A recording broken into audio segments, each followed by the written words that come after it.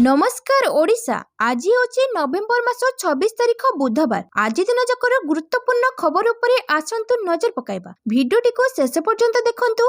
मात्र किछि समय मध्यरे जानि परिबे आज दिनर संपूर्ण खबर। ता पूर्वरु चैनल नुआ थिले चैनल को सब्सक्राइब करी पाखरे थिबा बेल आइकन को ऑन करी रखंतु। परवर्ती खबर मंदिर चूड़ारे उड़िला गेरुआ बाना। राम मंदिर रे मंगलवार अनुष्ठित होई जायछि ध्वजारोहण उत्सव।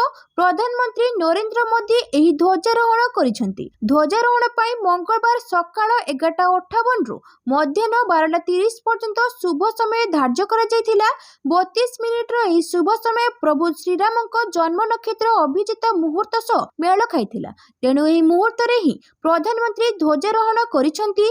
एथि पई सारा अयोध्या रे कड़ा सुरक्षा व्यवस्था ग्रहण करा जायछि। एही समारोह पई प्रधानमंत्री नरेंद्र मोदी सकाळे अयोध्या रे पहुंचिथिले। श्रीराम जन्मभूमि तीर्थक्षेत्र ट्रस्ट कक्षध्यक्ष गोविंद देवगिरी कहिसेंती प्रधानमंत्री मोदी आसिबा परे प्रथमे सरोज नदी रे स्नान करिबा परे देवपूजा एवं ध्वजारोहण कार्य संपादन करिसेंती। परवर्ती खबर ओटीईटी आवेदन 27 जाय वृद्धि। माध्यमिक शिक्षा परिषद बोर्ड द्वारा परिचालित ओडिशा शिक्षक योग्यता परीक्षा ओटीईटी रो आवेदन अवधि वृद्धि पाइछि।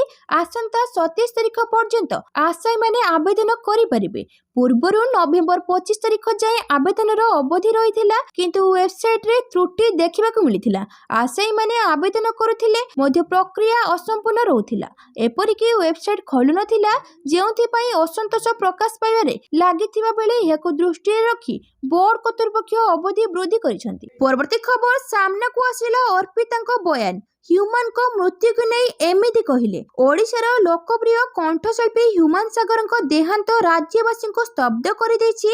अति कम बयस रे युवपीढ़ी हृदय रे राज करथिले ह्यूमान सागर। कहबाकू गले ओडिशार प्रति घरे ह्यूमान को लोके जानुथिले। दीर्घ दिन धरे लिभर सिरोसिस रोग रे पीड़ित होई चिकित्सित हेउथिले। 17 नवेम्बर एम्स भुवनेश्वर रे चिकित्साधीन अवस्था रे मृत्युवरण करिसेंती। तेबे ह्यूमान को देहांत परे तांको मृत्यु को नहीं अनेक बाधा विवाद मुंड टेकिछि। ह्यूमान को मृत्यु पाई तांको प्रोग्रामिंग टीम और गायिका दायी बोली तांको मां पूर्वरु अभियोग करुथिबा बेले एबे टुटु नायक समान कथा कहिसेंती। तदंत करी टंका फेराई आनिबाकू से दाबी करिसेंती। सेपटे टुटु नायक को कड़ा जवाब देबाकू गायिका अर्पितांको बयान को सोशल मीडिया रे पोस्ट करिसेंती गीतिका स्थिति पटनायक। से कहिसेंती ह्यूमान को मृत्यु पछरे अर्पितांको कोनसे संपृक्ति नथिबा अर्पिता तांको जणाइसेंती। अर्पिता जने सफल गायिका। से अनेक प्रोग्राम रे जज बनुचंती, स्टेज शो करूचंती, म्यूजिक वीडियो करूचंती, लक्ष लक्ष टंका रोजगार करूचंती। तेणु 20 लक्षर गाड़ी और मेंटेनेंस 21,000 टंकार घर भड़ा एसबू देबाकू से सक्षम। तेणु सबुर सत्यासत न जानी अଯଥାରେ अर्पितांको विवाद भितर को टणा जाउछि, जहा आदौ ठीक नुहे बोली स्थित पटनायक कहिसंती। परवर्ती खबर धान उठिबार 48 घंटा रे मिलिबो सब्सिडी। मंडी खोलिबा नै कृषि मंत्री कनक वर्धन सिंहदेव प्रतिक्रिया। मंत्री प्रतिक्रिया दे कहिसंती जे आजिठू मंडी खोलुछि सरकार संपूर्ण प्रस्तुत। एमएसपी उपरे सब्सिडी टंका कृषि विभाग पक्षरु दिया जाउछि। धान उठिबार 48 घंटा रे चाषी को इनपुट सब्सिडी मिलिबो।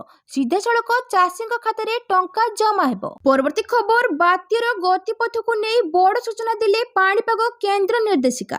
इतिमध्ये अवपातर रूप नहीं सारी दक्षिण अंडमान सागर उपरे थिबा लघुचाप यह अधिक घनीभूत होई 24 घंटा रे गभीर अवपात रे परिणत हेबो।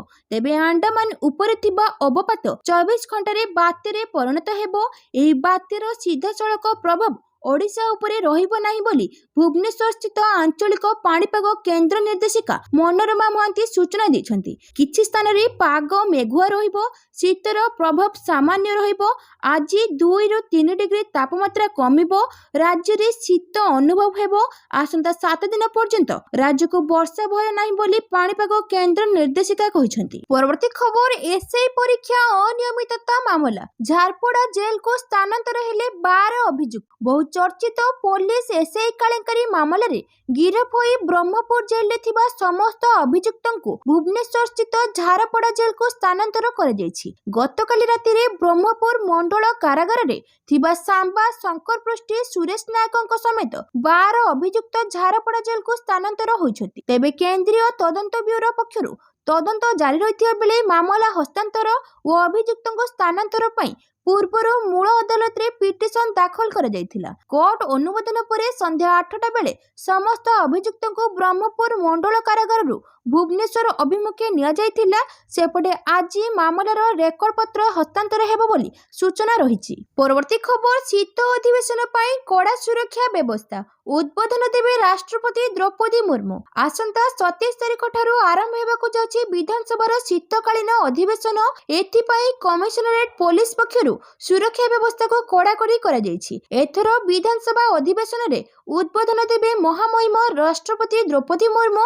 ଏନେଇ ବ୍ଲୁ ବୁକ୍ ଗାଇଡଲାଇନ ମୁତାବକ ସୁରକ୍ଷା ବ୍ୟବସ୍ଥାକୁ କଡ଼ାକଡ଼ି କରାଯାଇଛି। ପୋଲିସ କମିଶନର ଏସ୍ ଦେବଦତ୍ତ ସିଂ ସୁରକ୍ଷା ବ୍ୟବସ୍ଥାର ଯାଞ୍ଚ କରିଛନ୍ତି। ଅଧିବେଶନ ସମୟରେ 3 ଥାକିଆ ସୁରକ୍ଷା ବ୍ୟବସ୍ଥା ରହିବ। ଏଥିପାଇଁ 33 ପ୍ଲାଟୁନ ପୋଲିସ ଫୋର୍ସ ମୁତୟନ କରାଯିବା ସହ ଷ୍ଟ୍ରାଇକିଂ ଫୋର୍ସ, ଏସଟିଓ, ବୋମା ନିଷ୍କ୍ରିୟକାରୀ ଦଳ, ଡଗ୍ ସ୍କ୍ୱାଡ୍ ଓ ଅଗ୍ନିଶମ ବିଭାଗ ମଧ୍ୟ ଦାୟିତ୍ୱରେ ରହିବେ। ଡିସିପି ସୁରକ୍ଷା ତଦାରଖ ଦାୟିତ୍ୱରେ ଥିବା ବେଳେ ତାଙ୍କ ଅଧୀନରେ 7 ଜଣ ଅତିରିକ୍ତ ଡିସିପି, 23 ଜଣ ଏସିପି, 26 ଜଣ ଇନ୍ସପେକ୍ଟର, 88 ଜଣ ଏସଆଇ ଓ ଏଏସଆଇ ଦାୟିତ୍ୱରେ ରହିବେ। ପରବର୍ତ୍ତୀ ଖବର, ଖାଲି ପଦ ପୂରଣ ପାଇଁ ପ୍ରକାଶ ପାଇବ ଏକାଧିକ ବିଜ୍ଞପ୍ତି। କ୍ୟାବିନେଟର ଅନୁମୋଦନ। ରାଜ୍ୟରେ ବିଭିନ୍ନ ନିଯୁକ୍ତି ପରୀକ୍ଷାରେ ସ୍ୱଚ୍ଛତା ଆଣିବା ଲାଗି ରାଜ୍ୟ ସରକାର ନୂତନ ଆୟୋଗ ଗଠନ କରିବାକୁ ନିକଟରେ ନିଷ୍ପତ୍ତି ନେଇଥିବା ବେଳେ ସୋମବାର ରାଜ୍ୟ କ୍ୟାବିନେଟ ପୁଣି ଏକ ଗୁରୁତ୍ୱପୂର୍ଣ୍ଣ ନିଷ୍ପତ୍ତି ନେଇଛି।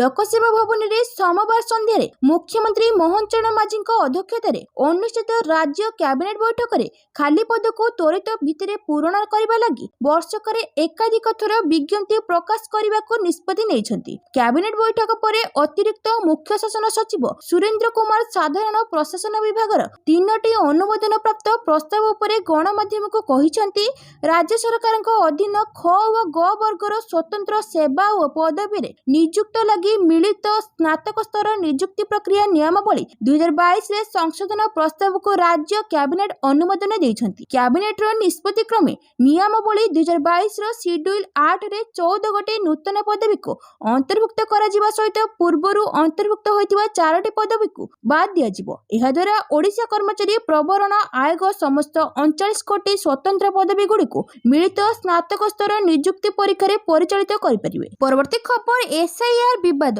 ଶୁକ୍ରବାର ଟିଏମସି ଦଳକୁ ବୈଠକ ପାଇଁ ଡାକିଲେ ନିର୍ବାଚନ କମିଶନ। ଭୋଟର ତାଲିକାରେ ଚାଲିଥିବା ସ୍ୱତନ୍ତ୍ର ସଘନ ସଂଶୋଧନ ଏସଆଇଆର ଉପରେ ପଶ୍ଚିମବଙ୍ଗ ମୁଖ୍ୟମନ୍ତ୍ରୀ ମମତା ବାନାର୍ଜୀଙ୍କ କଡ଼ା ଆପତ୍ତି ମଧ୍ୟରେ ଭାରତୀୟ ନିର୍ବାଚନ କମିଶନ ଦଳର ଅଭିଯୋଗ ଶୁଣିବା ପାଇଁ ନଭେମ୍ବର 28 ତାରିଖରେ ନିର୍ବାଚନ ସଦନରେ ଏକ ବୈଠକ ପାଇଁ ତୃଣମୂଳ କଂଗ୍ରେସର ଏକ ପ୍ରତିନିଧି ଦଳକୁ ଡକାଇଛନ୍ତି। ଦଳୀୟ ମୁଖ୍ୟ ମମତା ବାନାର୍ଜୀଙ୍କୁ ଲେଖିଥିବା ଏକ ଚିଠିରେ ନିର୍ବାଚନ କର୍ତ୍ତୃପକ୍ଷ ସୋମବାର କହିଛନ୍ତି ଯେ ତୃଣମୂଳର ଏକ ପ୍ରତିନିଧି ଦଳ ଯାହାର କ୍ଷମତାପ୍ରାପ୍ତ ପ୍ରତିନିଧି ଏବଂ ଅନ୍ୟ 4 ଜଣ ଅଛନ୍ତି ଶୁକ୍ରବାର ସକାଳ 11ଟାରେ ଦଳର ଶୀର୍ଷ ନେତାଙ୍କୁ ଭେଟି ପାରିବେ। ଓବ୍ରାଏନ୍ ରବିବାର ନିର୍ବାଚନ କମିଶନକୁ ଚିଠି ଲେଖି ସମୟ ମାଗିଥିଲେ। ପଶ୍ଚିମବଙ୍ଗ ମୁଖ୍ୟମନ୍ତ୍ରୀ ମମତା ବାନାର୍ଜୀ ମୁଖ୍ୟ ନିର୍ବାଚନ କମିଶନର ଜ୍ଞାନେଶ କୁମାରଙ୍କୁ ଚିଠି ଲେଖି ସାମ୍ପ୍ରତିକ 2ଟି ପ୍ରସଙ୍ଗରେ ତୁରନ୍ତ ହସ୍ତକ୍ଷେପ ଦାବି କରିଥିବା ପୃଷ୍ଠଭୂମିରେ ଏହି ପ୍ରସ୍ତାବିତ ଆଲୋଚନା ଅନୁଷ୍ଠିତ ହେବ। ପରବର୍ତ୍ତୀ ଖବର, ପୁଣି ବିଜେଡିକୁ ଲାଗିଲା ବଡ଼ ଝଟକା। ପୁଣି ବିଜେଡିକୁ ବଡ଼ ଝଟକା ଲାଗିଛି। ବିଜେଡି ସାଂସଦ ଦେବାଶିଷ ସାମନ୍ତରାୟ ପଦ ଛାଡ଼ିଛନ୍ତି। ବିଜେଡିର ସିନିୟର ସିଟିଜେନ ସେଲ୍ ଉପସଭାପତି ପଦରୁ ମଙ୍ଗଳବାର ଦେବାଶିଷ ଇସ୍ତଫା ଦେଇଛନ୍ତି। ବିଜେଡି ସଭାପତି ନବୀନ ପଟ୍ଟନାୟକଙ୍କ ପାଖକୁ ସେ ତାଙ୍କ ଇସ୍ତଫା ପତ୍ର ପଠାଇଛନ୍ତି। ପୂର୍ବରୁ ଦଳ ଉପରେ ଅସନ୍ତୋଷ ଥିଲେ, ତେବେ ଗୁରୁତ୍ୱ ଦେଉନଥିବାରୁ ପଦବୀ ଛାଡ଼ିଥିବା ଇସ୍ତଫା ପତ୍ରରେ ଦେବାଶିଷ ଉଲ୍ଲେଖ କରିଛନ୍ତି ଏବଂ ବିଜୁବାବୁଙ୍କ ଆଦର୍ଶରେ ଆଉ ଦଳ ଚାଲୁନଥିବା ଚିଠିରେ ଦର୍ଶାଇଛନ୍ତି ଦେବାଶିଷ। ଏହା କେବଳ ମୋତେ ଆଘାତ ଦେଇନାହିଁ, ଦଳରେ ଥିବା ହଜାର ହଜାର କର୍ମୀଙ୍କୁ ମଧ୍ୟ ଆଘାତ ଦେଇଛି। ସର୍ବୋପରି ବି ନବୀନ ପଟ୍ଟନାୟକଙ୍କ ପ୍ରତି ତାଙ୍କର ବିଶ୍ୱସ୍ତତା ରହିଛି ବୋଲି ଦେବାଶିଷ ଚିଠିରେ ଉଲ୍ଲେଖ କରିଛନ୍ତି। ପରବର୍ତ୍ତୀ ଖବର, ମ୍ୟାଟ୍ରିକ ପରେ ଡ୍ରପ୍ ଆଉଟ୍ ଚିନ୍ତାଜନକ। ପଢ଼ା ଛାଡ଼ିଦେଲେ 43,000। ଦଶମ ପାସ୍ କଲେ ଆଖିରେ ଆଖିଏ ସ୍ୱପ୍ନ ହେଉ କି ବାଧ୍ୟବାଧକତାରେ ଉଚ୍ଚ ମାଧ୍ୟମିକ ବିଦ୍ୟାଳୟ ଯୁକ୍ତ 2 କଲେଜରେ ନାମ ଲେଖାଇଲେ। କିଛି ଦିନ ନିୟମିତ ବିଦ୍ୟାଳୟ ଆସି ପାଠ ପଢ଼ିଲେ, ହଠାତ୍ ଅଧାରୁ ପାଠ ଛାଡ଼ିଦେଲେ। ବିଦ୍ୟାଳୟ ଆସିଲେନି କି ଶ୍ରେଣୀ ପରୀକ୍ଷାରେ ଅଂଶଗ୍ରହଣ କଲେ ନାହିଁ। ଏବେ ଯୁକ୍ତ 2 ପରୀକ୍ଷା ଥିବା ବେଳେ ସେମାନଙ୍କର କୌଣସି ଖୋଜ ଖବର ନାହିଁ। ଏକାଥରେ 43,051 ଜଣ ବିଦ୍ୟାର୍ଥୀଙ୍କ ଦେଖା ମିଳୁନି। ଫର୍ମ ପୂରଣ ଦୂରର କଥା, ସ୍କୁଲ କର୍ତ୍ତୃପକ୍ଷ ଫୋନ କଲେ ମଧ୍ୟ ପିଲା କିମ୍ବା ସେମାନଙ୍କ ଅଭିଭାବକଙ୍କ ଠାରୁ ଉତ୍ତର ମିଳୁନି। ସାରା ଓଡ଼ିଶାରୁ ଏବେ एभଳି तथ्य सामनाକୁ ଆସିଛି। ପରବର୍ତ୍ତୀ ଖବର, ବିଧାୟକଙ୍କ ସୁପାରିଶରେ ଶିକ୍ଷକ ବଦଳି ପ୍ରସଙ୍ଗ। ହାଇକୋର୍ଟରେ ଶୁଣାଣି ଶେଷ, ରାୟ ସଂରକ୍ଷିତ। ବିଧାୟକ ଓ ସାଂସଦମାନେ ନିଜ ମଣ୍ଡଳୀରେ 15 ଜଣ ଯୋଗ୍ୟ ଶିକ୍ଷକଙ୍କ ବଦଳି ପାଇଁ ସୁପାରିଶ କରିବା ନେଇ ରାଜ୍ୟ ସରକାର ଗ୍ରହଣ କରିଥିବା ନୀତିଗତ ନିଷ୍ପତ୍ତିକୁ ଚ୍ୟାଲେଞ୍ଜ କରି ଦାୟର ମାମଲାଗୁଡ଼ିକର ଶୁଣାଣି ଆଜି ହାଇକୋର୍ଟରେ ଶେଷ ହୋଇଛି। ଜଷ୍ଟିସ ଦୀକ୍ଷିତ କୃଷ୍ଣା ଶ୍ରୀପଦଙ୍କୁ ନେଇ ଗଠିତ ଖଣ୍ଡପୀଠରେ ଏହି ସଂକ୍ରାନ୍ତିର 30ରୁ ଅଧିକ ମାମଲାର ଏକତ୍ର ପୂର୍ଣ୍ଣାଙ୍ଗ ଶୁଣାଣି କରାଯାଇଥିଲା। ଆବେଦନକାରୀ ରାଜ୍ୟ ସରକାର ଏବଂ ଅନ୍ୟ ପ୍ରତିପକ୍ଷଙ୍କ ତରଫରୁ ଚୂଡ଼ାନ୍ତ ପର୍ଯ୍ୟନ୍ତ ଯୁକ୍ତି ଉପସ୍ଥାପନ କରାଯାଇଥିଲା। ଏହି ପ୍ରସଙ୍ଗରେ ସୁପ୍ରିମକୋର୍ଟ ଓ ଦେଶର ଅନ୍ୟ ହାଇକୋର୍ଟମାନଙ୍କ ରାୟର ନଜର ମଧ୍ୟ ଖଣ୍ଡପୀଠ ସମ୍ମୁଖରେ ଉପସ୍ଥାପନ କରାଯାଇଥିଲା। ଉଭୟ ପକ୍ଷର ଯୁକ୍ତି ଶୁଣିବା ପରେ ହାଇକୋର୍ଟ ମାମଲାଗୁଡ଼ିକର ରାୟ ସଂରକ୍ଷିତ ରଖିଛନ୍ତି। ତେବେ ମାମଲାର ରାୟ ପ୍ରକାଶ ପାଇବା ପର୍ଯ୍ୟନ୍ତ ପୂର୍ବରୁ ଜାରି କରାଯାଇଥିବା ଅନ୍ତରୀଣ ରହିତାଦେଶ ବଳବତ୍ତର ରହିବ ବୋଲି ଖଣ୍ଡପୀଠ ନିର୍ଦ୍ଦେଶ ଦେଇଛନ୍ତି। ପରବର୍ତ୍ତୀ ଖବର, ସରକାରଙ୍କ ଟାର୍ଗେଟରେ ରାଜ୍ୟର ସବୁ ଜିଲ୍ଲାପାଳ। ଅଧରେ ପଡ଼ିଛି 1.88 ଲକ୍ଷ ଘର। ପ୍ରଧାନମନ୍ତ୍ରୀ ଆବାସ ଯୋଜନାରେ ଦେଖାଦେଇଛି ନୂଆ କେଳେଙ୍କାରୀ।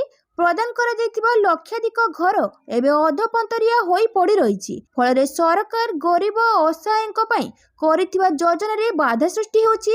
ଏହି ଯୋଜନାରେ ଲଗାଯାଇଥିବା ଲକ୍ଷାଧିକ ଟଙ୍କା ସଠିକ ଭାବରେ ତାର ଲକ୍ଷ୍ୟ ହାସଲ କରିପାରୁନାହିଁ। ଏହି ମାମଲାକୁ ନେଇ ପଞ୍ଚାୟତିରାଜ ବିଭାଗ ପକ୍ଷରୁ ସବୁ ଜିଲ୍ଲାପାଳଙ୍କୁ ନଭେମ୍ବର 20ରେ ଏକ ନିର୍ଦ୍ଦେଶନାମା ଜାରି କରାଯାଇଛି। ପଞ୍ଚାୟତିରାଜ ବିଭାଗ ସ୍ୱତନ୍ତ୍ର ପ୍ରକଳ୍ପ ନିର୍ଦ୍ଦେଶକ ସିଦ୍ଧାର୍ଥ ଶଙ୍କର ସ୍ୱାଇଁ ସବୁ ଜିଲ୍ଲାପାଳଙ୍କୁ ପ୍ରଦାନ କରିଥିବା ପତ୍ରରେ ଦର୍ଶାଇଛନ୍ତି। PMAYଜରେ ମାତ୍ର 1,14,357 ଘର ସମ୍ପୂର୍ଣ୍ଣ ହୋଇଛି। 3,26,582 ଘର ଏବେ ଅଧା କାମ ହୋଇ ପଡ଼ି ରହିଛି। ବଡ଼ କଥା ହେଲେ ଏହି ଅଧପନ୍ତରିଆ ଘର ମଧ୍ୟରୁ 1,38,319 ଆବାସରେ କୌଣସି ପ୍ରମାଣ ନାହିଁ।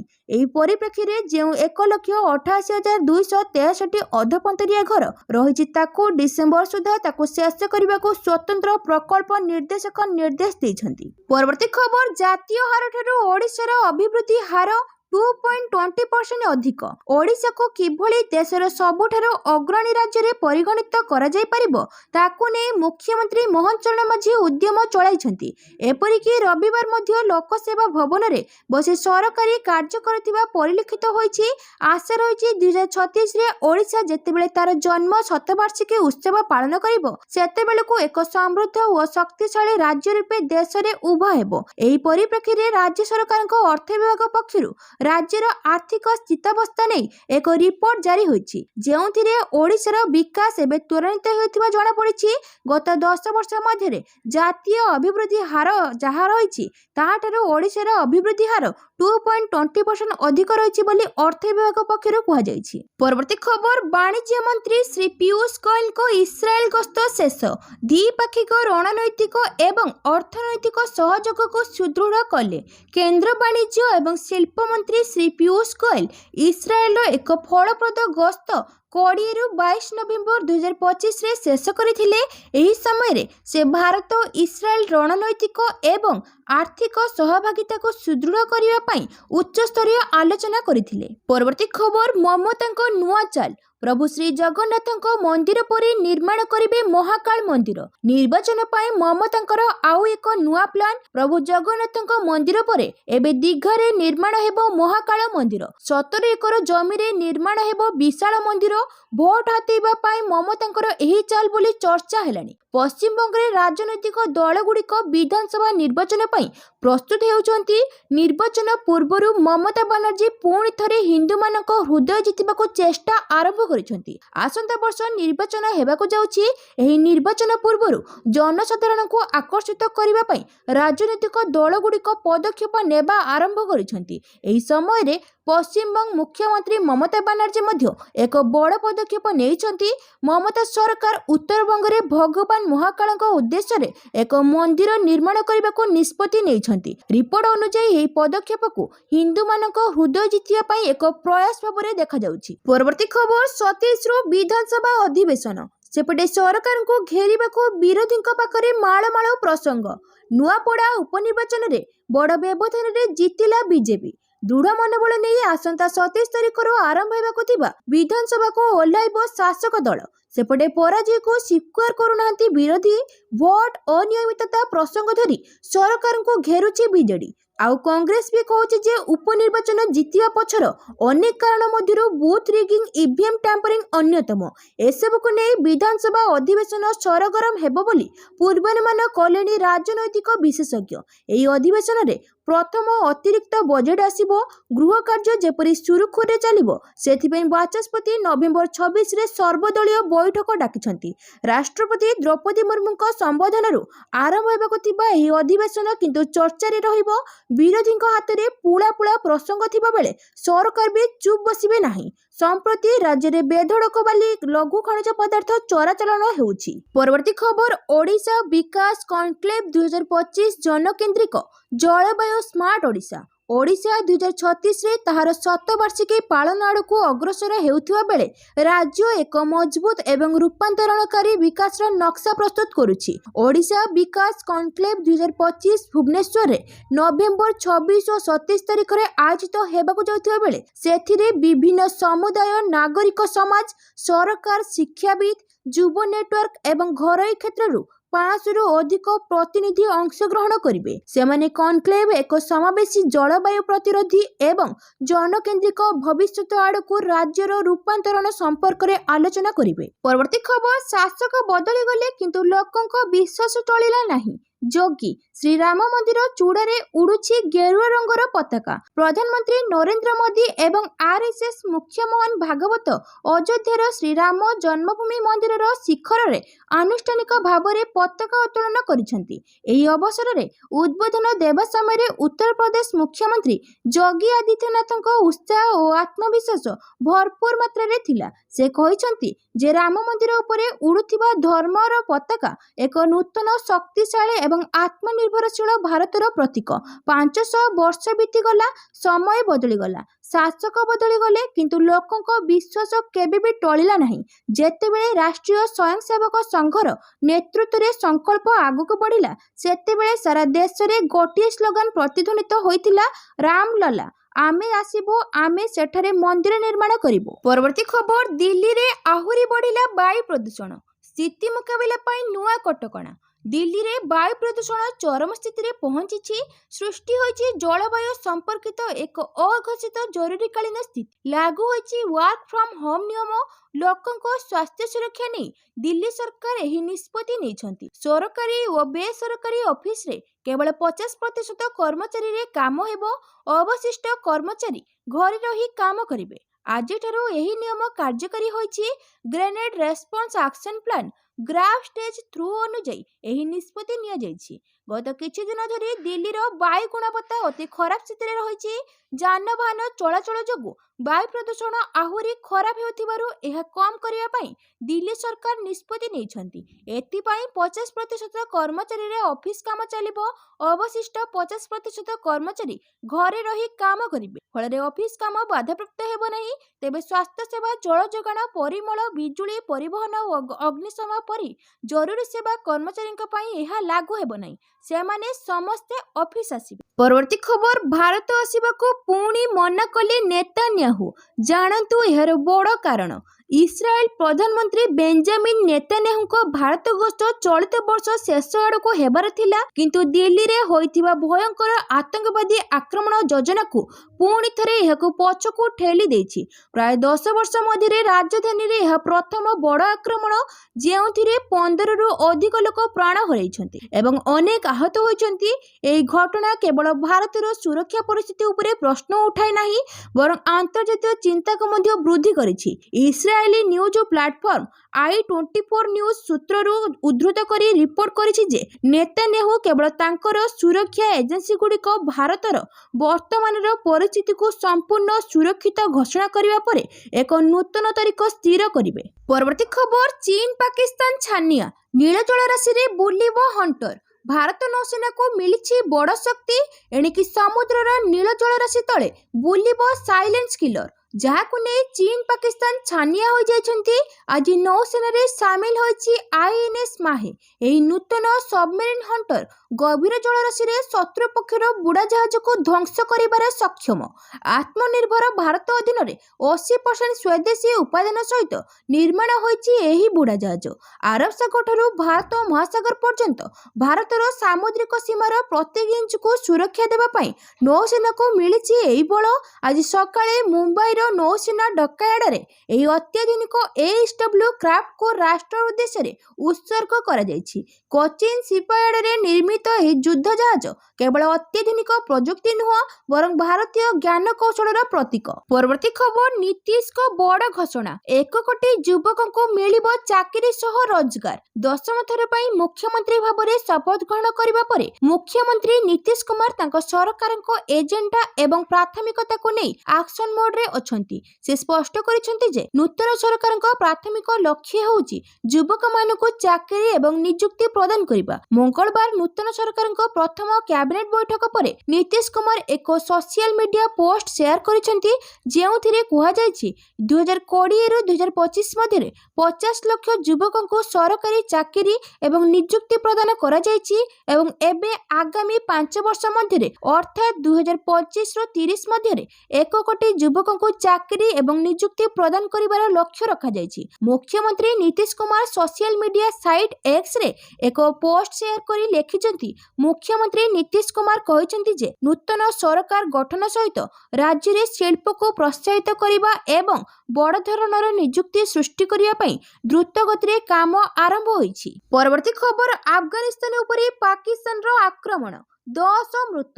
ଆଫଗାନିସ୍ତାନ ଉପରେ ପାକିସ୍ତାନର ଏୟାର ଷ୍ଟ୍ରାଇକ୍ ଆକ୍ରମଣରେ 9 ଶିଶୁଙ୍କ ସମେତ ଜଣେ ମହିଳା ପ୍ରାଣ ହରାଇଛନ୍ତି। ପାକିସ୍ତାନୀ ସେନା ଆଫଗାନିସ୍ତାନର ଖୋସ୍ତ ପ୍ରାନ୍ତରେ ଭୟଙ୍କର ଆକ୍ରମଣ କରିଛି। ତାଲିବାନ ଏନେଇ ସ୍ପଷ୍ଟ କରିଛି। ତାଲିବାନ ସରକାରଙ୍କ ମୁଖପାତ୍ର ଜବିହୁଲ୍ଲାହ ମୁଜିହାଦ ପାକିସ୍ତାନର ଆକ୍ରମଣକୁ ନିନ୍ଦା କରିବା ସହ ଜବାବ ଦିଆଯିବ ବୋଲି ଧମକ ଦେଇଛନ୍ତି। ତାଲିବାନ କହିଛି ଯେ ଖୋସ୍ତ ପ୍ରାନ୍ତ ବ୍ୟତୀତ ପକ୍ତିକା ପ୍ରାନ୍ତରେ ଏୟାର ଷ୍ଟ୍ରାଇକ୍ ହୋଇଛି। ସିରିଏଲ ଆଟାକରେ ଅନେକ ନାଗରିକଙ୍କ ଘର ଧ୍ୱଂସ ହୋଇଯାଇଛି। ଘଟଣାକୁ ନେଇ ପାକିସ୍ତାନ ଏବଂ ଆଫଗାନିସ୍ତାନର ବୈଦେଶିକ ମନ୍ତ୍ରଣାଳୟ ବିଧିବଦ୍ଧ ଭାବେ କୌଣସି ବୟାନ ଦେଇନାହାନ୍ତି। ତେବେ ଆକ୍ରମଣ ସେହି ସମୟରେ ହୋଇଛି ଯେତେବେଳେ ପାକିସ୍ତାନ ପେଶାୱରରେ ବିସ୍ଫୋରଣ ହୋଇଥିଲା, ଯେଉଁଥିରେ 6 ଜଣ କମାଣ୍ଡୋ ପ୍ରାଣ ହରାଇଥିଲେ। ଏଥିପାଇଁ ପାକ୍ ସରକାର ଆଫଗାନିସ୍ତାନକୁ ଦାୟୀ କରିଥିଲେ। ପରବର୍ତ୍ତୀ ଖବର, ରାଜନୈତିକ ଦଳକୁ ବେନାମୀ ଚାନ୍ଦା, କେନ୍ଦ୍ର ଓ ଇସ୍ଆଇଙ୍କୁ ସୁପ୍ରିମକୋର୍ଟ ନୋଟିସ। ଦେଶର ରାଜନୈତିକ ଦଳଗୁଡ଼ିକୁ ମିଳିଥିବା ବେନାମୀ ଚାନ୍ଦା ବିରୋଧରେ ସୁପ୍ରିମକୋର୍ଟରେ ଆଗତ ଏକ ପିଟିସନକୁ ନେଇ ଆଜି ସୁପ୍ରିମକୋର୍ଟ କେନ୍ଦ୍ର ସରକାର ଓ ଭାରତୀୟ ନିର୍ବାଚନ କମିଶନକୁ ନୋଟିସ ଜାରି କରିଛନ୍ତି। ଆବେଦନରେ କୁହାଯାଇଛି ଯେ ସ୍ୱଚ୍ଛତାର ଏହି ଅଭାବ ନିର୍ବାଚନ ପ୍ରକ୍ରିୟାର ପବିତ୍ରତାକୁ କ୍ଷୁଣ୍ଣ କରୁଛି, କାରଣ ଏହା ଭୋଟରମାନଙ୍କୁ ରାଜନୈତିକ ପାଣ୍ଠିର ଉତ୍ସ ବିଷୟରେ ଜାଣିବାରୁ ବଞ୍ଚିତ କରୁଛି, ଯାହା ସେମାନଙ୍କୁ ଭୋଟ ଦେବା ସମୟରେ ଏକ ଯୁକ୍ତିଯୁକ୍ତ, ବୁଦ୍ଧିମାନ ଓ ସମ୍ପୂର୍ଣ୍ଣ ସୂଚନାପ୍ରାପ୍ତ ନିଷ୍ପତ୍ତି ନେବାରେ ବାଧା ଦେଉଛି। ଆୟକର ଆଇନର ଏକ ବ୍ୟବସ୍ଥାର ବୈଧତାକୁ ଚ୍ୟାଲେଞ୍ଜ କରିଥିବା ଆବେଦନ ଉପରେ ସୋମବାର ସୁପ୍ରିମକୋର୍ଟ କେନ୍ଦ୍ର ଓ ଅନ୍ୟମାନଙ୍କଠାରୁ ଜବାବ ଲୋଡ଼ିଛନ୍ତି, ଯାହା ରାଜନୈତିକ ଦଳଗୁଡ଼ିକୁ 2000 ଟଙ୍କାରୁ କମ୍ ପରିମାଣର ବେନାମୀ ଚାନ୍ଦା ଗ୍ରହଣ କରିବାକୁ ଅନୁମତି ଦିଏ। ପରବର୍ତ୍ତୀ ଖବର, ଇଥିଓପିଆରେ ଅଗ୍ନି ଉଦ୍ଗୀରଣ, ଉତ୍ତର ଭାରତ ଯାଏ ମାଡ଼ି ଆସିଲାଣି ଧୂଆଁ ଓ ବିଷାକ୍ତ ପାଉଁଶ। 12,000 ବର୍ଷ ପରେ ଇଥିଓପିଆରେ ଆଫାର ଅଞ୍ଚଳରେ ଥିବା ହାଇଲି ଗୁନ୍ଦି ଆଗ୍ନେୟଗିରିରୁ ଉଦ୍ଗୀରଣ ହୋଇଛି। ଫଳରେ ଆକାଶରେ 14 କିଲୋମିଟର ଉଚ୍ଚ ପର୍ଯ୍ୟନ୍ତ ବ୍ୟାପି ଯାଇଛି ଘନ ଧୂଆଁ ଓ ବିଷାକ୍ତ ପାଉଁଶ। ଆଖପାଖ ଅଞ୍ଚଳ ପାଉଁଶରେ ଘୋଡ଼ାଇ ହୋଇପଡ଼ିଛି। 100ରୁ 120 ବେଗ ମଧ୍ୟରେ ପବନ ବହୁଥିବାରୁ ଭାରତ ସମେତ ବହୁ ଦେଶ ପ୍ରଭାବିତ ହୋଇଛନ୍ତି। ଏପରିକି ଘନ ଧୂଆଁ ଓ ବିଷାକ୍ତ ପାଉଁଶ ବିଭିନ୍ନ ଦେଶ ଅତିକ୍ରମ କରି ରାଜସ୍ଥାନ, ହରିୟାଣା, ପଞ୍ଜାବ ଦେଇ ଦିଲ୍ଲୀରେ ପ୍ରବେଶ କରିଛି। ପୂର୍ବରୁ ବାୟୁ ପ୍ରଦୂଷଣ ଯୋଗୁଁ ଦିଲ୍ଲୀରେ ଶ୍ୱାସକ୍ରିୟାରେ ସମସ୍ୟା ହେଉଥିବା ବେଳେ ରବିବାରଠାରୁ ଆହୁରି ବିଗିଡ଼ି ଯାଇଛି ସ୍ଥିତି। ଏହି ଧୂଆଁ ଓ ପାଉଁଶ ଚୀନ ଆଡ଼କୁ ବ୍ୟାପିଛି। ଏହି କାରଣରୁ ଭାରତ ଓ ବିଭିନ୍ନ ପଶ୍ଚିମ ଏସୀୟ ଦେଶରେ ବିମାନ ଚଳାଚଳର ସତର୍କତା ନେଇ ପରାମର୍ଶବଳୀ ଜାରି କରିଛି ବେସାମରିକ ବିମାନ ଚଳାଚଳ ନିର୍ଦ୍ଦେଶାଳୟ। ପରବର୍ତ୍ତୀ ଖବର, ସାଇବର ଠକମାନେ ଏପିକେ ପାଇଲ୍ସ ନାମରେ ଠକେଇ। ତେଲେଙ୍ଗାନାରେ ସାଇବର ଠକମାନେ ଏପିକେ ପାଇଲ୍ସ ନାମରେ ଠକେଇ କରୁଛନ୍ତି। ଠକମାନେ ଏମିତି କହୁଛନ୍ତି, ଆଧାର ଏବଂ ନୋ ୟୋର କଷ୍ଟମର माने केवाईसी डिटेल्स अपडेट न करबा कारणरू आज रातिरू आमे आपणको बैंक अकाउंट ब्लॉक करूछु। तुरंत तळे देइथिबा लिंक रे क्लिक करी डिटेल्स अपलोड करंतु। एपरी मेसेज रविवार दिन टीम एसबीआई नाम रे एकाधिक व्हाट्सएप ग्रुप को आसीथिला। एसबीआई रे अकाउंट थिबा अनेक लोक डरे ही लिंक रे क्लिक करी देइथिले।